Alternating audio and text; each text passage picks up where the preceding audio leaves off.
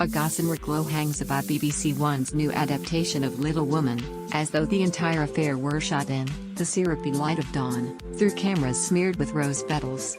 The radiance, if anything, intensified in the second of 3 episodes, even as the script, by Call the Midwife screenwriter Heidi Thomas, theoretically took a swerve for the darker with the conjuring of the twin specters of war and disease. In Civil War-era New England, the heroines of Louisa May Alcott's enduringly beloved tale of 4 sisters coming of age in a cruel, albeit very pretty, world pirouetted from melodrama to melodrama.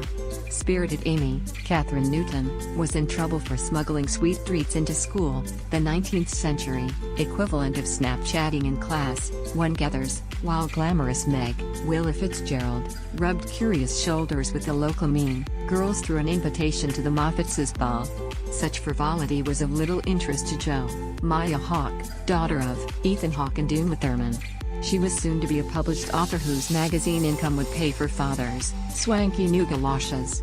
Equally indifferent towards party season was big-hearted Beth Ann Zellweger, who was busy fighting the scarlet fever she contracted tending to slum dwellers in town.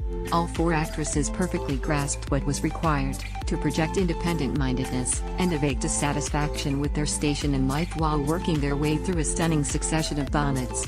Here stood a costume drama where the costumes were plainly as important as the drama.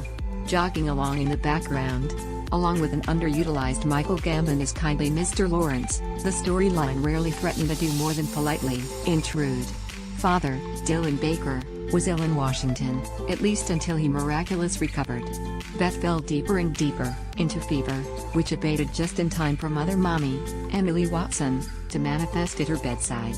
Credit, BBC. None of these events were unpacked with any great urgency, and nor would we have wanted them to. This was comfort food television, as much about the gorgeous minutiae, the wavy hair and fantastic mustaches, as the narrative thrust. Still, there were intimations of bleaker times to come.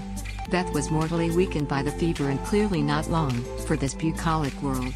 And though Meg's marriage to Civil War veteran John Brooke, Julian Morris, was off to a spiffing start, eccentric Aunt March, Angela Lansbury, turned up to offer her surprise blessing.